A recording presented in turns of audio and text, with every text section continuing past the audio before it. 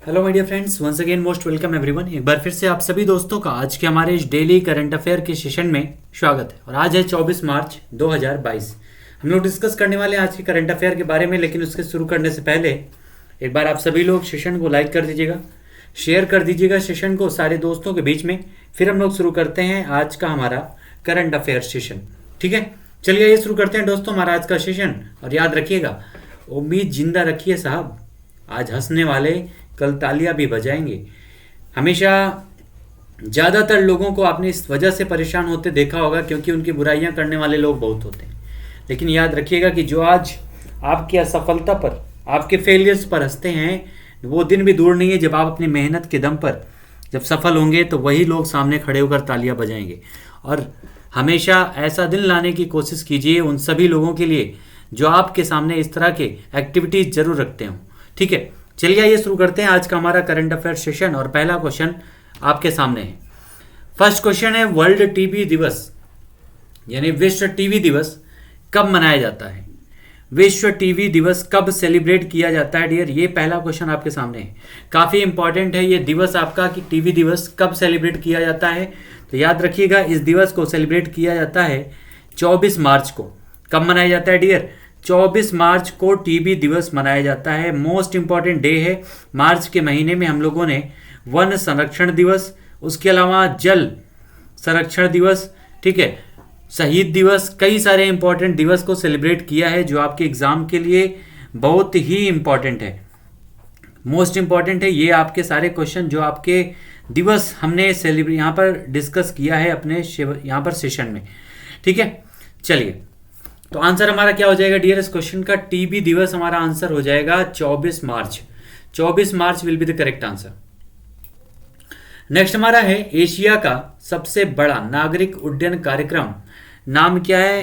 Wings India 2022। ठीक है, wings India 2022 को ये आपका कहां पर शुरू किया गया है? सबसे बड़ा, पूरे एशिया का सबसे बड़ा नागरिक उड्डयन कार्यक्रम है। और इसकी शुरुआत जो है कहां पर की गई है डियर? ये क्वेश्चन आपसे पूछा जा रहा है कि नागरिक उड्डयन कार्यक्रम विंग्स इंडिया 2022 की शुरुआत कहां पर हो रही है? तो याद रखिएगा बेगमपेट हवाई अड्डा। कहां पर है बेगमपेट हवाई अड्डा? तो याद रखिएगा ये है हैदराबाद में। ठीक है, हैदराबाद में है बेगमपेट हवाई अड्डा और यहीं पर इसकी शुरुआत की गई है। कौन सा कार्यक्रम? तो विंग्स इंडिया 2022। कार्यक्रम का नाम भी याद रखिएगा कि जो है कार्यक्रम उसका नाम क्या है। और एक बार सभी लोग अगर कमेंट में बताइएगा कि टीबी जो दिवस है इस बार उसकी थीम क्या रखी गई है? टीबी दिवस की थीम क्या रखी गई है ये आप लोगों को कमेंट में बताना है। 2021 में इसका जो थीम था द क्लॉक इज टिकिंग, ठीक है, ये रखा गया था। लेकिन इस बार इसका थीम क्या रखा गया है? जल्दी से एक बार कमेंट सेक्शन में आप सभी लोग बताइएगा कि टीबी दिवस की इस बार थीम क्या है। चलिए आइए बढ़ते हैं नेक्स्ट क्वेश्चन पर। आंसर हमारा यहां हो जाएगा बेगमपेट हवाई अड्डा हैदराबाद। नेक्स्ट हमारा क्वेश्चन है, क्योंकि गर्मी का महीना आ चुका है और फिर से आंधी तूफान आना शुरू होंगे, ठीक है, लेकिन उसके पहले एक खेल से क्वेश्चन है। आईसीसी मेंस टेस्ट रैंकिंग में ऑलराउंडर में प्रथम स्थान किसने हासिल किया है? किस खिलाड़ी ने फिर से पहला स्थान हासिल कर लिया है आईसीसी मेंस टेस्ट रैंकिंग में ऑलराउंडर में? तो वो कौन है वो डियर कौन है? तो वो है सर जडेजा। क्या नाम है उनका? रविंद्र जडेजा जो हैं, उन्होंने अभी हाल ही में जो टेस्ट सीरीज हुई थी उसमें शानदार प्रदर्शन किया था और उन्हीं के द्वारा जो है टेस्ट रैंकिंग में ऑलराउंडर की श्रेणी में पहले स्थान पर पहुंच गए हैं रविंद्र जडेजा। जितने बुढ़े होते जा रहे हैं उतना ही इनका खेल निखरता जा रहा है रविंद्र जडेजा का। और इनका तलवारबाजी देखने में तो मजा ही आ जाती है। जब इन्होंने अभी हाल ही में लगभग 200 रन नहीं पूरे कर पाए थे, उसके पहले पारी को घोषित कर दिया गया था कप्तान के द्वारा, लेकिन इन्होंने शानदार खेल दिखाया था रविंद्र जडेजा ने। और अभी हाल ही में आज के दिन जो है घोषणा की गई है रविंद्र जडेजा को महेंद्र सिंह धोनी के स्थान पर कैप्टन बना दिया गया है। किसका? तो चेन्नई सुपर किंग्स का। किसमें डियर? चेन्नई सुपर किंग्स में कैप्टन बनाया गया है, याद रखिएगा। ठीक है, तो आंसर हमारा हो जाएगा रविंद्र जडेजा, करेक्ट आंसर हो जाएगा। ये एक स्पिनर भी हैं, ये भी याद रखिएगा रविंद्र जडेजा के बारे में। सर जडेजा भी इनका नाम है, रविंद्र जडेजा इस समय ऑलराउंडर की आईसीसी रैंकिंग में पहले स्थान पर है। नेक्स्ट हमारा क्वेश्चन है, बंगाल की खाड़ी में आ रहा साल का पहला चक्रवाती तूफान कौन सा है? बंगाल की खाड़ी में जो पहला चक्रवात आने वाला है, क्योंकि गर्मी का महीना है और गर्मी के मौसम में चक्रवातों की संख्या बंगाल की खाड़ी और अरब सागर में बढ़ जाती है। और जो साल का पहला तूफान आने वाला है उसका नाम क्या डियर? उसका नाम है आशिनी। क्या नाम है? अश्नी उसका नाम है, जो इस बार चक्रवात आने वाला है। ये अश्नी जो है नाम किसके द्वारा दिया गया है? तो याद रखिएगा श्रीलंका के द्वारा। किसके द्वारा? श्रीलंका के द्वारा ये नामकरण किया गया है अश्नी, जो इस 2022 में पहला चक्रवात होगा बंगाल की खाड़ी में उठने वाला। ठीक है, अगला हमारा क्वेश्चन है, किस केंद्रीय मंत्री के द्वारा सुजलाम 2.0 अभियान, नाम याद रखिएगा अभियान का नाम क्या है?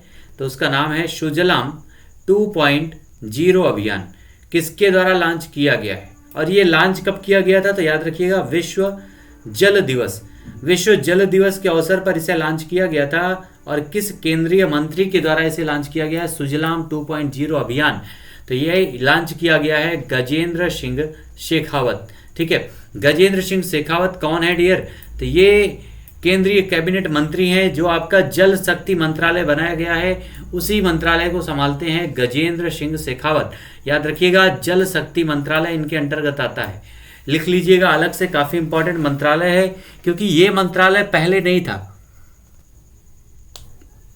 इस मंत्रालय का जो स्थापना है वो इसी गवर्नमेंट के द्वारा की गई थी, और इसके पहले जो मिनिस्टर बनाए गए हैं उनका नाम है गजेंद्र सिंह शेखावत, और इन्हीं के द्वारा सुजलाम 2.0 अभियान की शुरुआत की गई है विश्व जल दिवस के अवसर पर, जो 22 मार्च को सेलिब्रेट किया गया था। विश्व जल दिवस कब मनाया गया था? तो 22 मार्च को सेलिब्रेट किया गया था, याद रखिएगा विश्व जल दिवस।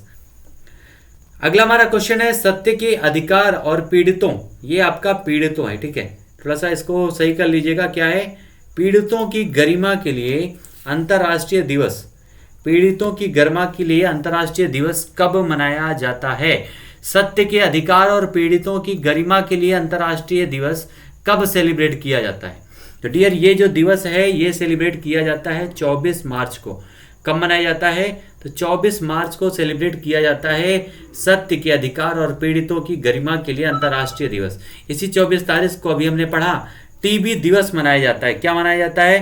टीबी दिवस। इसी तारीख को 24 मार्च को ही सेलिब्रेट किया जाता है टीबी दिवस, जिसका इस बार जो थीम है वो है इन्वेस्ट टू इंड टीबी। ठीक है, क्या है? इन्वेस्ट टू इंड टीबी, यानी टीबी को खत्म करने के लिए निवेश करें। ये इस बार इसका क्या है डियर? इस बार का इसका जो टीबी दिवस है उसका थीम है, याद रखिएगा। ठीक है, आंसर हमारा क्या हो जाएगा यहाँ पर? 24 March will be the correct answer. 24 मार्च हमारा यहाँ पर करेक्ट आंसर हो जाएगा इस क्वेश्चन का। नेक्स्ट हमारा है, निवेश के अवसर तलाशने के लिए गल्फ निवेश समिट 2022 का आयोजन कहां पर किया जा रहा है? कहां पर इसका आयोजन किया जा रहा है? जो निवेश के अवसर तलाशने के लिए गल्फ निवेश समिट 2022 है। नाम याद रखिएगा, गल्फ निवेश समिट 2022 का जो आयोजन है कहां पर हो रहा है? तो ये आयोजन किया जा रहा है डियर जम्मू कश्मीर में, एक जगह है जो इसकी कैपिटल है जिसका नाम है श्रीनगर। यहीं श्रीनगर में ही इसका आयोजन किया जा रहा है गल्फ निवेश समिट 2022 का। जम्मू कश्मीर को 2019 में यूनियन टेरिटरी बनाया गया, याद रखिएगा। इसके पहले ये एक प्रकार का स्टेट था, यानी 2019 में 31 अक्टूबर को इसको घोषित किया गया यूनियन टेरिटरी जम्मू कश्मीर और लद्दाख को। मनोज सिन्हा जी यहाँ के इस समय उपराज्यपाल हैं जम्मू कश्मीर के, याद रखिएगा। और जम्मू कश्मीर पाकिस्तान से टच होने वाला राज्य है। किससे? पाकिस्तान से। यहीं पर भारत का सबसे ऊंचा पर्वत शिखर, नाम क्या है? K2 गॉडविन ऑस्टिन, यहीं पर स्थित है। आइए बढ़ते हैं अगले क्वेश्चन की तरफ। नेक्स्ट हमारा है, 25 साल की उम्र में किस नंबर 1 टेनिस स्टार ने संन्यास ले लिया है? तो उस टेनिस स्टार का नाम क्या है डियर? Ashleigh Barty. एक बार कमेंट में आंसर आप लोग बताइएगा, एशले बार्टी किस देश की खिलाड़ी हैं? जल्दी से कमेंट में आंसर सभी का आना चाहिए। एशले बार्टी किस देश की खिलाड़ी हैं? Be fast everyone.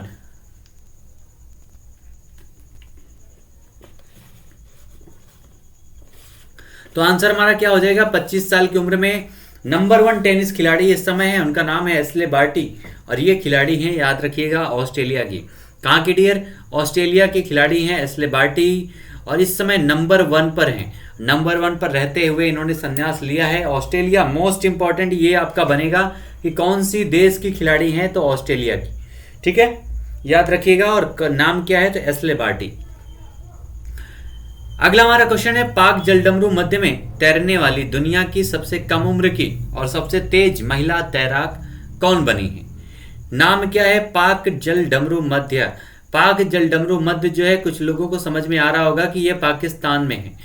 ये पाकिस्तान नहीं बल्कि भारत और श्रीलंका को जोड़ता है डियर, ये आप याद रखिएगा। पाक जलडमरू मध्य, और इसमें तैरने वाली दुनिया की सबसे कम उम्र की और सबसे तेज महिला तैराक कौन बन गई है? तो उनका नाम है जिया राय। क्या नाम है डियर? जिया राय उनका नाम है, याद रखिएगा। भारत की महिला हैं और ये दुनिया की सबसे कम उम्र की और सबसे तेज महिला तैराक बनी है, जिन्होंने पाक जलडमरू मध्य में तैराकी की है।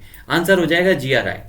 और नेक्स्ट हमारा क्वेश्चन है, बिप्लोबी भारत गैलरी का उद्घाटन प्रधानमंत्री जी के द्वारा कहां पर किया गया है? बिप्लोबी भारत गैलरी, इसका उद्घाटन किया गया है शहीद दिवस के दिन, जब हमारे देश के 3 शहीदों को फांसी दी गई थी 1931 में, भगत सिंह, सुखदेव और राजगुरु को। उसी दिवस पर हमारे देश के प्रधानमंत्री जी के द्वारा शहीदों से संबंधित सारी जानकारियों को देखने के लिए बिप्लोबी भारत गैलरी का उद्घाटन किया गया। और ये कहाँ पर किया गया डियर? इसका उद्घाटन किया गया है कोलकाता में। कहाँ पर? कोलकाता में इसका उद्घाटन किया गया, याद रखिएगा। आंसर हो जाएगा कोलकाता। इसी के साथ हमारा वन लाइनर सेशन यहाँ पर कंप्लीट होता है और अब हम लोग बढ़ेंगे अपने प्रश्नोत्तरी सेशन की तरफ। एक बार जितने भी दोस्त हमारे साथ जुड़े हुए हैं सेशन में, आप सभी लोगों से रिक्वेस्ट है कि आप अपने सारे दोस्तों को एक बार सेशन शेयर कीजिएगा, स्टेटस लगा दीजिएगा जिन्होंने नहीं लगाया है, ठीक है। और जिन्होंने सेशन को अभी तक लाइक नहीं किया डियर, लाइक जरूर कर दीजिएगा। आइए बढ़ते हैं प्रश्नोत्तरी सेशन में, जिसमें हम लोग क्वेश्चन करने वाले हैं 10 क्वेश्चन सॉल्व। और यहाँ पर आपके सामने होगा ऑप्शन, जिसके माध्यम से आप अपना आंसर भी आसानी से लगा सकते हैं। पहला क्वेश्चन आपके सामने है, कार्बन न्यूट्रल खेती के तरीकों को शुरू करने वाला भारत का पहला राज्य कौन सा बन गया है? मोस्ट इंपॉर्टेंट क्वेश्चन ये आपके एग्जाम का है, आज के सेशन का सबसे इंपॉर्टेंट क्वेश्चन। कौन सा? कार्बन न्यूट्रल खेती के तरीकों को शुरू करने वाला भारत का पहला राज्य कौन बन गया है? तमिलनाडु, केरल, कर्नाटका, आंध्र प्रदेश। तो ये जो कार्बन न्यूट्रल खेती है, इसके तरीकों को अपनाने वाला पहला जो राज्य बना है डियर, उसका नाम है केरल। कहां पर? केरल में इसकी शुरुआत की गई है। केरल की कैपिटल क्या है? तिरुवनंतपुरम है। यहाँ के मुख्यमंत्री कौन है? पिनरई विजयन है। केरल में ये फेमस किस वजह से है? तो यहाँ पर मसालों की खेती सबसे ज्यादा होती है। केरल में ही भारत में सबसे ज्यादा साक्षरता दर है, याद रखिएगा। दक्षिण में ये भारत का राज्य है केरल, और यहीं पर वास्को डिगामा सबसे पहले भारत आया था। केरल में एक बंदरगाह है जिसका नाम है कालीकट बंदरगाह। आंसर हमारा हो जाएगा केरल। और इस क्वेश्चन का याद रखिएगा, जहां पर कार्बन न्यूट्रल खेती की सबसे पहली बार शुरुआत की गई है हमारे देश में। अगला हमारा क्वेश्चन है, vaccine, BRICS vaccine research and development centre. कौन सा? BRICS vaccine research and development centre किस देश के द्वारा लॉन्च किया गया है? BRICS vaccine research and centre launch किया गया किस देश के द्वारा? ब्राजील के द्वारा, भारत के द्वारा, रूस के द्वारा, या फिर चीन के द्वारा? तो इस क्वेश्चन से आपको समझ में आ रहा होगा कि ब्रिक्स मतलब क्या होता है डियर। तो ब्रिक्स यानी आपका जो 5 देशों का समूह है, यानी ब्राजील, रशिया, इंडिया, चाइना और साउथ अफ्रीका। इन 5 देशों के समूह को हम लोग कहते हैं ब्रिक्स, जिसकी स्थापना हुई थी 2008 में। 2009 में जो है इसमें आपका ब्राजील शामिल हुआ था, 2010 में दक्षिण अफ्रीका शामिल हुआ था, और इसकी पहली बैठक येक्तिनबर्ग रशिया में आयोजित की गई थी, याद रखिएगा। और ये जो आपका BRICS vaccine research and development है, रिसर्च एंड डेवलपमेंट सेंटर है डियर, इसकी स्थापना की गई है दिल्ली में। कहां पर? दिल्ली में, यानी भारत के द्वारा इसकी स्थापना की गई है, याद रखिएगा। किसके द्वारा? भारत के द्वारा इसकी स्थापना की गई है। इसी ब्रिक्स का एक बैंक है जिसका नाम है dear NDB, new development bank. कौन सा? New development bank. इसका एक बैंक है जिसमें टोटल मेंबर कितने हैं? तो टोटल 9 मेंबर हैं, याद रखिएगा। कितने? टोटल 9 मेंबर हैं इस आपके एनडीबी बैंक के ग्रुप में। इसकी स्थापना कब हुई थी एनडीबी की? तो 2014 में इसको स्थापित किया गया था, ठीक है। 2014 में इसको स्थापित किया गया था, याद रखिएगा। और ये जो है भारत के द्वारा BRICS vaccine research and development centre का जो है ये लॉन्च किया गया है। कहाँ पर? तो दिल्ली में लॉन्च किया गया है। ठीक है, तो इस प्रकार से हमारा आंसर क्या हो जाएगा? इंडिया। अगला हमारा क्वेश्चन है, आईसीसी बैंक ने को ब्रांडेड क्रेडिट कार्ड के लिए किस आईपीएल टीम के साथ में साझेदारी की है? आईसीसी बैंक किसके द्वारा? तो आईसीसी बैंक के द्वारा। आईसीसी बैंक की स्थापना कब हुई थी डियर? तो याद रखिएगा 1994 में, 1994 में इसकी स्थापना की गई थी, याद रखिएगा। प्राइवेटाइजेशन की शुरुआत जब भारत में हो चुकी थी उसके बाद। और क्रो ब्रांडेड क्रेडिट कार्ड के लिए किस आईपीएल टीम के साथ इसने साझेदारी किया है? Mumbai Indians, Chennai super Kings, Rajasthan Royals या फिर कोलकाता नाइट राइडर्स। ठीक है, कोलकाता नाइट राइडर्स। कौन सी कंपनी के साथ, किस आईपीएल की टीम के साथ साझेदारी किया डियर? तो ये साझेदारी आईसीसी बैंक ने किया है चेन्नई सुपर किंग्स के साथ। महेंद्र सिंह धोनी की टीम के साथ साझेदारी की गई है, लेकिन इसके कैप्टन अब बनाए जा चुके हैं रविंद्र जडेजा। सर जडेजा को बनाया गया है। तलवारबाजी करते हैं सर जडेजा, और देखना है इस बार चेन्नई सुपर किंग्स को कितनी बुलंदियों तक पहुंचाते हैं। आंसर हो जाएगा हमारा चेन्नई सुपर किंग्स। महेंद्र सिंह धोनी की कप्तानी में कई बार ये आपका आईपीएल का खिताब जीत चुकी है चेन्नई सुपर किंग्स, और अंतिम जो विजेता रही थी उसका नाम भी है चेन्नई सुपर किंग्स। 2021 में खिताब किसने जीता था? चेन्नई ने। ठीक है, उसके अलावा मुंबई के कैप्टन कौन है? रोहित शर्मा है, जिन्होंने मुंबई को कई बार खिताब दिलाया है। Rajasthan Royals, Kolkata night Riders ने भी गंभीर की कप्तानी में खिताब जीत चुकी है आईपीएल का। ये सारे पॉइंट याद रखिएगा, और यहाँ पर हमारा आंसर हो जाएगा चेन्नई सुपर किंग्स। और आईपीएल फिर से शुरू होने वाला है, जिसकी नीलामी हो चुकी है। ठीक है, आइए बढ़ते हैं अगले क्वेश्चन की तरफ। नेक्स्ट हमारा है, बायोकॉन चेयरपर्सन किरण मजूमदार शाह को किस देश ने fellow of royal society of Edinburgh चुना गया है? बायोकॉन चेयरपर्सन किरण मजूमदार शाह, नाम याद रखिएगा क्या नाम है? तो किरण मजूमदार शाह। नाम पहले बता दिया गया है इनका कि क्या नाम है। ठीक है, किरण मजूमदार शाह इनका नाम है, और इन्हें fellow of royal society of Edinburgh चुना गया है। ये एडिनबर्ग, जिसको पता होगा कि कौन से देश में है, वो इसका आंसर आसानी से लगा पाएंगे। और ये जो आपका है fellow of royal society of Edinburgh चुना गया किस देश में? तो डियर उसका नाम हो जाएगा स्कॉटलैंड। स्कॉटलैंड में एडिनबर्ग है, और यहीं पे इसी के द्वारा जो है इनको fellow of royal society of Edinburgh चुना गया है। किसको चुना गया है? तो किरण मजूमदार शाह को चुना गया है। एक इंडस्ट्रियलिस्ट हैं, याद रखिएगा। मोस्ट इंपॉर्टेंट ये क्वेश्चन आपका है, और इनका नाम याद रखिएगा, किरण मजूमदार शाह। ठीक है, जितने भी लोग हैं सारे लोगों से रिक्वेस्ट है कि आप लोग अपना आंसर जरूर दें, अपने आप को आजमाएं कि आप लोगों के आंसर किस हद तक सही होते हैं और आप लोगों ने कितनी पढ़ाई की है। ठीक है, नेक्स्ट सेशन से हम ट्राई करेंगे 102 दिनों में कि आपके जो क्वेश्चन, जैसे आज जो भी क्वेश्चन हम लोगों ने डिस्कस किया है, वो सारे क्वेश्चन का रिवीजन भी अगली क्लास में जरूर हो। ठीक है, जिससे आप लोगों का रिवीजन होता रहे, ताकि आप लोग भूलने से बचें। तो इस तरह से हमारा नेक्स्ट क्वेश्चन क्या है डियर? दामित्री मुराटोव किस देश की हैं जिन्होंने यूक्रेन के शरणार्थियों के लिए 2021 का नोबेल शांति पुरस्कार दान कर दिया है? तो आपके सामने यहाँ पर फिगर लगा हुआ है, the Nobel prize, peace prize 2021। 2021 में जो नोबेल पीस प्राइज दिया गया था वो दो लोगों को दिया गया था, मारिया रेशा और दमित्री मुराटोव को। किसको किसको? तो मारिया रेशा और दमित्री मुराटोव दोनों लोगों को दिया गया था 2021 का नोबेल प्राइज। सबसे पहले तो ये नाम याद रख लीजिएगा दोनों लोगों का, काफी इंपॉर्टेंट है आपके एग्जाम के लिए। और इन्हीं में जो दमित्री मुराटोव हैं, उन्होंने हाल ही में जो यूक्रेन में रशिया के द्वारा नरसंहार किया जा रहा है, उसके लिए उन्होंने शरणार्थियों के लिए 2021 का नोबेल शांति पुरस्कार दान कर दिया है। और ये कहाँ के हैं? अमेरिका के, रशिया के, फ्रांस के या फिर जापान के? तो याद रखिएगा ये दमित्री मुराटोव एक पत्रकार हैं जो रशिया से संबंध रखते हैं, और रशिया के कृत्यों के कारण ही उन्होंने इस नोबेल शांति पुरस्कार को शरणार्थियों के लिए दान किया है जो यूक्रेन में पीड़ित है इस समय। तो आंसर हमारा हो जाएगा रूस, यहाँ पर करेक्ट आंसर। रूस की कैपिटल क्या है? तो मॉस्को करेक्ट आंसर हो जाएगा। रूस का जो क्षेत्रफल है वो दुनिया में सबसे ज्यादा है। रूस के राष्ट्रपति जो हैं व्लादिमीर पुतिन हैं। ये सारे पॉइंट याद रखिएगा रशिया से संबंधित, जो इस समय यूक्रेन पर मिसाइल दर मिसाइल दागता जा रहा है, जब तक उसको पूरी तरह से नष्ट न कर दे। ठीक है। रशिया पूरी तरह से नष्ट करने पर जुटा हुआ है यूक्रेन को, और इस प्रकार से आंसर हमारा हो जाएगा रूस यहां पर करेक्ट। अगला हमारा क्वेश्चन है एबेल पुरस्कार 2022 से किसे सम्मानित किया गया है। काफी इंपॉर्टेंट पुरस्कार है, मैथमेटिक्स के क्षेत्र में ये आपका अवार्ड दिया जाता है। कौन से क्षेत्र में दिया जाता है डियर, तो सबसे पहला पॉइंट याद रखिएगा, गणित के क्षेत्र में यानी मैथमेटिक्स के क्षेत्र में ये अवार्ड मिलता है। एबेल पुरस्कार इसका नाम है, क्या नाम है, एबेल पुरस्कार 2022। किसे सम्मानित किया गया है, पार्नेल सुलिवन को, क्रिस्टीना लेगार्ड को, डेविड डायोब को या फिर रोमाना सहगल को। ये आपका जो पुरस्कार है डियर, ये दिया गया है पार्नेल सुलिवन को। किसको दिया गया है, एक अमेरिकन गणितज्ञ हैं, विशेषज्ञ हैं गणित के, और इन्हीं को ये आपका अवार्ड से सम्मानित किया गया है। एबेल पुरस्कार नॉर्वे के द्वारा दिया जाता है, 2003 से इसकी शुरुआत की गई थी। कब से, 2003 से शुरुआत की गई थी, नॉर्वे के द्वारा प्रोवाइड किया जाता है, इसे याद रखिएगा।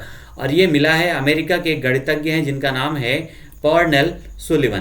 क्रिस्टीना लेगार्ड वर्ल्ड बैंक की हेड हैं। डेविड डायोब को कौन सा अवार्ड मिला था, एक बार कमेंट सेक्शन में आप सभी लोग बताइएगा। मोस्ट इंपॉर्टेंट अवार्ड है जो इनको मिला था, ठीक है, जल्दी से आंसर बताइएगा। इस क्वेश्चन के लास्ट में आपको आंसर हम बताते हैं। और इसके अलावा रोमाना सहगल जो है, इनको नेल्सन मंडेला अवार्ड मिला था 2021 का। 2021 का नेल्सन मंडेला जो अवार्ड है वो किसको दिया गया था, रोमाना सहगल को प्रदान किया गया था। जल्दी से कमेंट में आंसर आप लोग बताइएगा कि डेविड डायोब को कौन सा अवार्ड मिला था डियर, तो याद रखिएगा बुकर अवार्ड 2021 से सम्मानित किया गया था डेविड डायोब को। इस प्रकार से ये सारे अवार्ड याद रखिएगा। और यहाँ पर एबेल पुरस्कार अमेरिका के हैं पार्नेल सुलिवन, जिनको दिया गया है। नेक्स्ट हमारा क्वेश्चन है 5वें वुमेन ट्रांसफॉर्मिंग इंडिया अवार्ड्स में 75 महिलाओं को किसके द्वारा सम्मानित किया गया है। कितनी महिलाओं को सम्मानित किया गया है, सबसे पहला क्वेश्चन, तो 75 महिलाओं को, 75, ठीक है। कौन सा ये इसका संस्करण है, तो 5वां वुमेन ट्रांसफॉर्मिंग इंडिया संस्करण है, 5वां संस्करण। किसके द्वारा सम्मानित किया गया है, तो राष्ट्रीय महिला आयोग के द्वारा, नीति आयोग के द्वारा, महिला एवं बाल विकास मंत्रालय के द्वारा या फिर गृह मंत्रालय के द्वारा। किस मंत्रालय के द्वारा या आयोग के द्वारा इसको जो है सम्मानित किया गया है, जल्दी से सारे लोग आंसर बताइएगा कि किसके द्वारा सम्मानित किया गया। बी फास्ट एवरीवन, सभी का आंसर आना चाहिए। और याद रखिएगा काफी इंपॉर्टेंट आपका ये क्वेश्चन बनता है, काफी इंपॉर्टेंट, ठीक है। जल्दी से आंसर बताइएगा कि आंसर हमारा क्या हो जाएगा, राष्ट्रीय महिला आयोग, नीति आयोग या फिर आपका महिला एवं बाल विकास मंत्रालय, या आपका आंसर लास्ट हो जाएगा गृह मंत्रालय, ठीक है। चलिए, तो आंसर जितने भी लोग हैं सभी का आंसर आना चाहिए। और यहाँ पर 5वें वुमेन ट्रांसफॉर्मिंग इंडिया अवार्ड्स का जो घोषणा की जाती है ये नीति आयोग के द्वारा की जाती है। जिन लोगों को सामने फिगर दिख रहा होगा वो आंसर ऐसे ही लगा चुके होंगे, NITI Aayog launches women transforming India, ठीक है। वुमेन ट्रांसफॉर्मिंग इंडिया यहाँ पर हमारा करेक्ट आंसर हो जाएगा NITI Aayog. NITI Aayog will be the correct answer. NITI Aayog की स्थापना कब हुई थी डियर, तो हमने कई बार इसको डिस्कस किया है। 2014 में जो योजना आयोग था, 15 अगस्त 2014 में उसको समाप्त करके 1 जनवरी 2015 से नीति आयोग की स्थापना उसकी जगह पर की गई। इसके जो अध्यक्ष होते हैं वो प्रधानमंत्री होते हैं। उपाध्यक्ष कौन है, तो राजीव कुमार हैं। और इसके सीईओ इस समय कौन है, तो उनका नाम है अमिताभ कांत जी, इसके सीईओ हैं। नीति आयोग याद रखिएगा, national institution for transforming India इसका फुल फॉर्म होता है नीति आयोग का, ठीक है, national institution for transforming India. तो ये हमारा आंसर हो जाएगा सेकेंड। नेक्स्ट हमारा क्वेश्चन है माइक्रो फाइनेंस ऋण के लिए किसके द्वारा नियामक फ्रेमवर्क जारी किया गया है। माइक्रो फाइनेंस ऋण के लिए, माइक्रो फाइनेंस का मतलब होता है जो छोटे उद्यम होते हैं जिनकी आय 3 लाख से कम होती है प्रतिवर्ष, उनकी बात की जा रही है। माइक्रो फाइनेंस ऋण उन्हों को मिलता है। और ये किसके द्वारा नियामक फ्रेमवर्क जारी किया गया है, सेबी के द्वारा, नाबार्ड के द्वारा, आरबीआई के द्वारा या फिर एनडीबी के द्वारा। तो डियर ये जो जारी किया गया है, ये जारी किया गया है आरबीआई के द्वारा। किसके द्वारा, रिजर्व बैंक ऑफ इंडिया के द्वारा। यहां पर सेबी क्या है, तो security and exchange board of India, जिसकी स्थापना 1992 में की गई थी। कब की गई थी डियर, 1992 में। नाबार्ड एक प्रकार का कृषि बैंक है जिसकी स्थापना 1982 में हुई थी। उसके अलावा आरबीआई के बारे में तो कई बार हम डिस्कस कर चुके हैं कि यंग कमीशन 1926 और अधिनियम 1934 के तहत ये 1935 में आरबीआई की स्थापना की गई थी, जो दो देशों के बैंक के रूप में कार्यरत था, इंडिया और पाकिस्तान के रूप में। ठीक है, और इसके पहले गवर्नर का नाम था ऑसबर्न स्मिथ और इस समय जो है उनका नाम है शक्तिकांत दास जी। और एनडीबी क्या होता है, तो न्यू डेवलपमेंट बैंक, जो आपका ब्रिक्स देशों का बैंक है, जिसकी स्थापना 2014 में हुई थी। अभी कुछ समय पहले हमने डिस्कस किया है इसके बारे में। ठीक है, तो यहां पर हमारा आंसर हो जाएगा RBI will be the correct answer. Next हमारा क्वेश्चन है, मोस्ट इंपॉर्टेंट पद्म भूषण पुरस्कार प्राप्त करने वाले पहले पैरा एथलीट कौन बने हैं? पहले पैरा एथलीट कौन बन गए हैं जिन्होंने पद्म भूषण यहां पर प्राप्त किया है? नीरज चोपड़ा, देवेंद्र झाझरिया, मीराबाई चानू, अवनी। तो आंसर में जो लोग थोड़ा सा दिमाग लगाएंगे, पहले तो नीरज चोपड़ा ये एक पैरा एथलीट नहीं है, मीराबाई चानू ये भी पैरा एथलीट नहीं है। इन दोनों लोगों ने जो मेडल जीता था वो ओलंपिक में मेडल जीता था, जबकि देवेंद्र झाझरिया और अवनी ये दोनों लोग पैरा ओलंपिक में इन्होंने मेडल भारत को दिलाया था। और इसमें पद्म भूषण किसे मिला है जो पहले पैरा एथलीट बन गए हैं? तो उनका नाम है देवेंद्र झाझरिया। किस खेल से संबंधित है? तो ये आप देख रहे हैं सामने, भाला फेंक से संबंधित हैं देवेंद्र झाझरिया और इन्हीं को सम्मानित किया गया है पद्म भूषण अवार्ड से। ठीक है, तो आंसर हमारा हो जाएगा Devendra Jhajharia will be the correct answer. Next हमारा है, किसके अनुसार 2023 में भारत की विकास दर 8.1% रहेगी? कितना डियर? 8.1%। वर्ल्ड बैंक, आईएमएफ के द्वारा, आर्थिक सहयोग और विकास संगठन के द्वारा, या फिर आरबीआई के द्वारा? तो किसके द्वारा जो है ये आपका विकास दर का अनुमान लगाया गया है कि भारत की जो विकास दर है वो 2023 में कितनी रहेगी? तो आंसर है 8.1%। कितना डियर? 8.1% अनुमान लगाया गया है। और ये किसने लगाया है? तो याद रखिएगा, इसका जो अनुमान है ये लगाया गया है आर्थिक सहयोग और विकास संगठन के द्वारा। किसके द्वारा? आर्थिक सहयोग और विकास संगठन, यानी organisation for economic cooperation and development, जिसको हम कहते हैं OECD। और इसकी स्थापना की अगर हम बात करें डियर, तो 1948 में इसकी स्थापना हुई थी, लेकिन इसको आर्थिक सहयोग और विकास संगठन का नाम जो दिया गया है ये दिया गया था 1961 में। कब दिया गया था? तो 1961 में।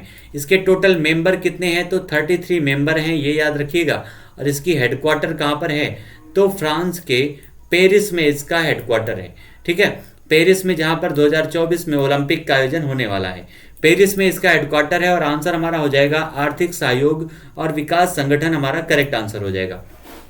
इस तरह से ये सारे हमारे मोस्ट इंपॉर्टेंट क्वेश्चन थे जो भी आज हमने डिस्कस किया है, जो आपके एग्जाम के लिए काफी इंपॉर्टेंट बनते हैं। ठीक है, जितने भी हमारे दोस्त आज हमारे सेशन में जुड़े हुए थे, आप सभी लोगों से रिक्वेस्ट है, प्लीज सेशन को एक बार, जिन्होंने अभी तक लाइक नहीं किया है, लाइक कर दीजिएगा और सेशन को शेयर जरूर कर दीजिएगा।